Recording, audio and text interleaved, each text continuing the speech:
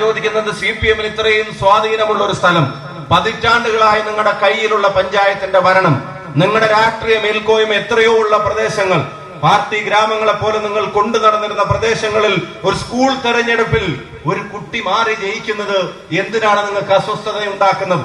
School തെരഞ്ഞെടുപ്പിൽ ഒരു മത്സരം എന്തിനാണ് നിങ്ങൾക്ക് അസ്വസ്ഥത ഉണ്ടാക്കുന്നത്? ഈ പരിപാടി നേരത്തെ പെർമിഷൻ എടുത്ത പരിപാടിയാണ്. ഇതിന്റെ പന്തൽ നേരത്തെ തന്നെ തയ്യാറാക്കാൻ തുടങ്ങിയ പരിപാടിയാണ്.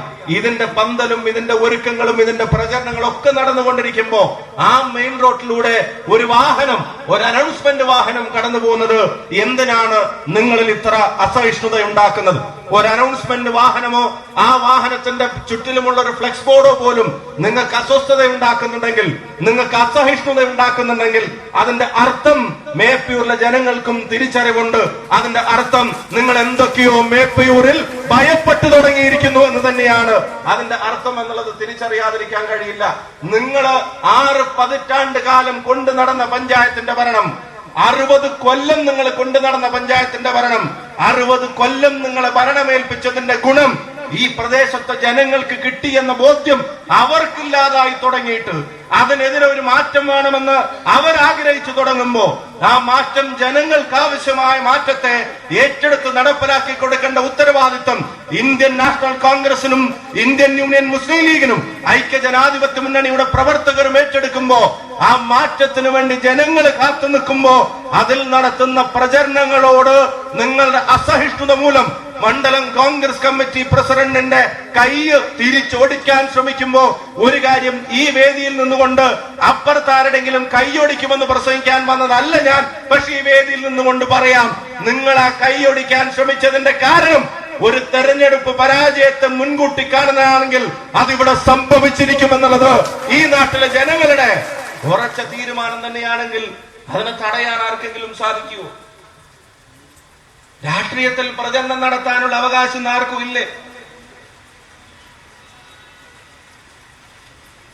ഒരു വണ്ടിയുള്ള ഒരു മൈക്ക് വണ്ടി ഇപ്പുറത്ത് കൂടെ പോയാ എന്തിനാ അതിനകത്ത് ഇത്ര അസ്വസ്ഥത? എന്തിനാ? ഒരു സ്കൂൾ തെരഞ്ഞെടുപ്പിന്റെ റിസൾട്ടിൽ ഒരു മാറ്റം ഉണ്ടായാൽ എന്തിനാ അതിനകത്ത് ഇത്ര അസഹിഷ്ണുത? എന്തിനാ?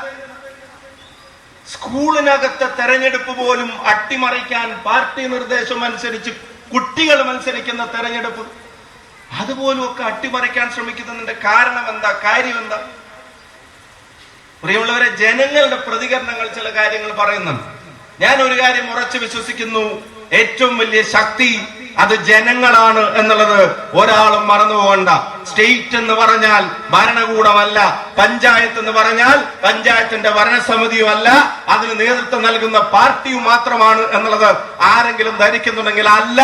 മേപ്പയൂര് ഇവിടുത്തെ ജനങ്ങളുടേതാണ് എന്നുള്ളത് അരക്കെട്ട് ഉറപ്പിക്കുന്ന തീരുമാനം അവരുടെ ഭാഗത്തുണ്ടാവാൻ വേണ്ടി പോവുക.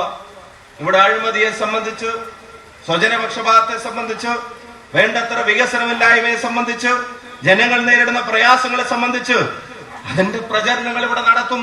പ്രതിപക്ഷ പ്രസ്ഥാനങ്ങൾക്ക് അതിന്റെ ഉത്തരവാദിത്വമില്ലേ? അതിന്റെ പ്രചരണങ്ങൾ ഇവിടെ നടക്കും. നിങ്ങൾ വേറെ എവിടെയും നടത്തുന്നില്ലേ? അശോക് മാഷ് അവരുടെ ഒരു പാർട്ടി പരിപാടി ഇവിടെ നടക്കുന്നില്ലേ? സത്യേട്ട നടക്കുന്നില്ലേ?